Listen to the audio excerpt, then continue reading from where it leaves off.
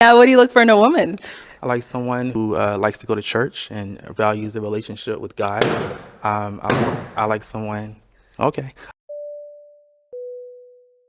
Aspect to our lives, our relationship was this whole, being married to the president of the United States thing. Yeah. that none of us kind of banked on. I mean, we knew Barack was smart and, ambitious, but, I think, but you talked me into supporting his run. I did.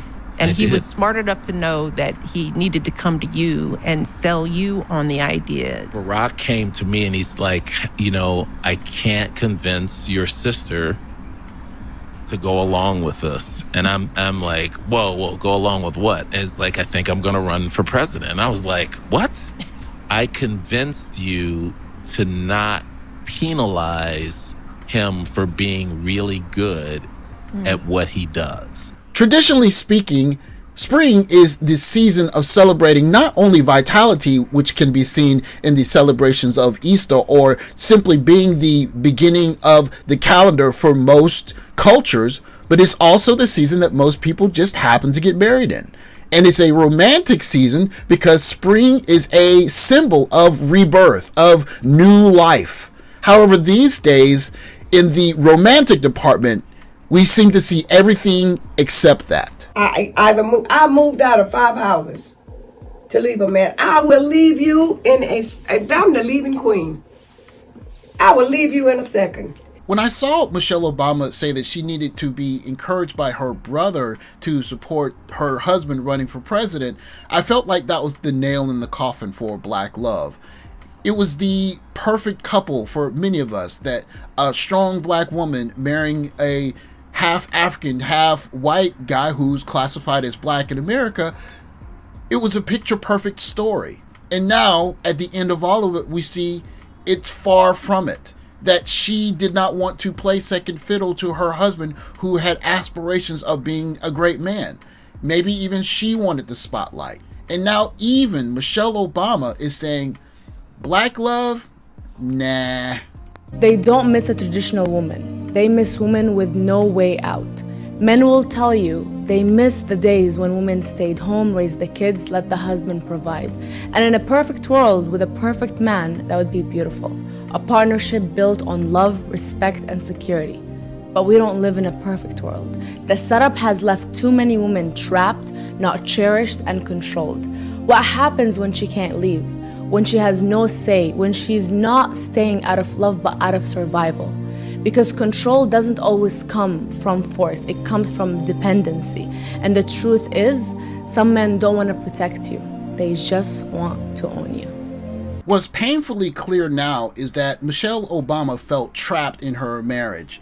That even living in the White House with the president, she felt like she was cornered, just like we heard in the last video. Many young ladies now feel that just being in a relationship at all is being trapped.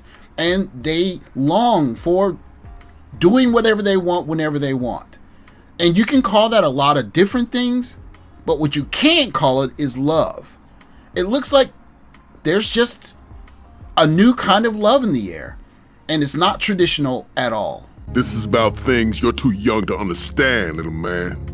This is about thuggin' love.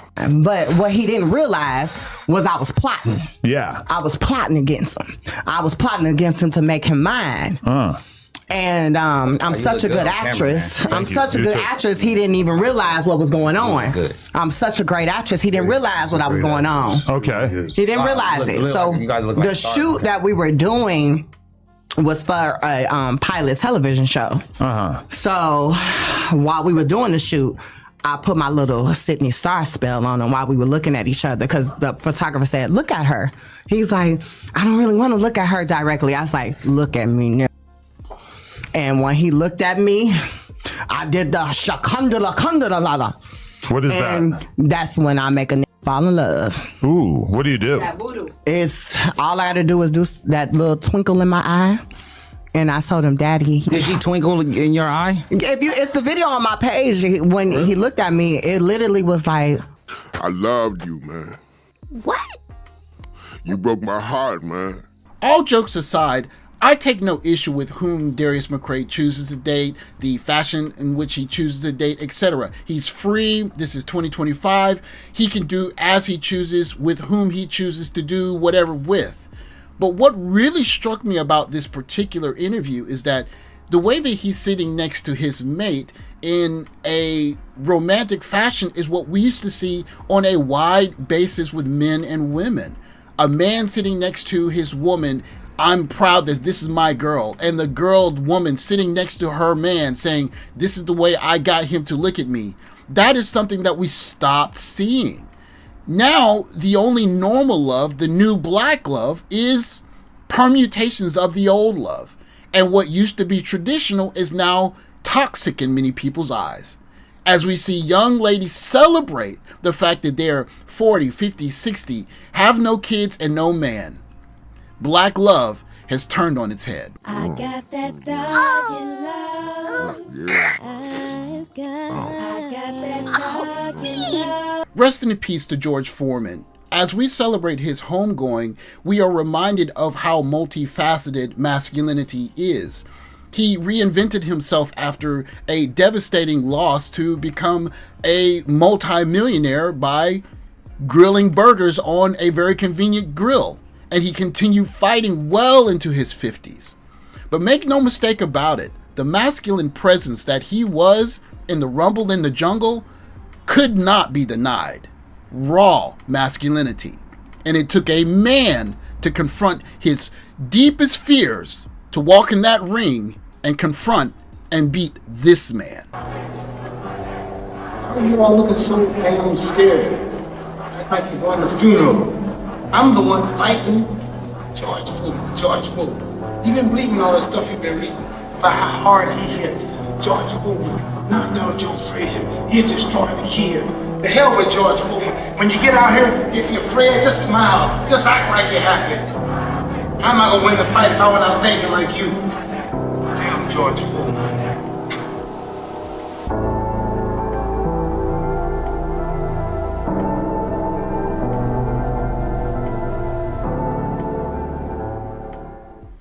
In my lifetime, I've essentially seen masculinity go from celebrated and exalted to being the boogeyman. And now pretty much every definition of masculinity besides strong traditional masculine has become celebrated, and traditional masculine has become vilified. Where is the place for a young George Foreman, for a young Muhammad Ali? And if those guys aren't celebrated, then how can you have black love? Because simply put, black love is masculine and feminine coming together. And if masculine is going to be demonized, then there's no real place for guys to go except to look somewhere where it's not demonized anymore. Seeing this transition in my lifetime has been jarring, that every permutation of masculinity besides traditional masculine is celebrated, and everything that's traditional masculine is vilified. Now young men looking to portray the role of traditional masculine are forced to go and look elsewhere, because woman after woman on the internet says that traditional masculine men are oppressing me, so just give me your money. And that's just simply not a formula for black men to find black love, which is probably why on the daily basis more and more black men are getting passports and looking overseas to find the new black love. Thanks for watching. Like, subscribe, comment below. Catch you next video. Take care, guys.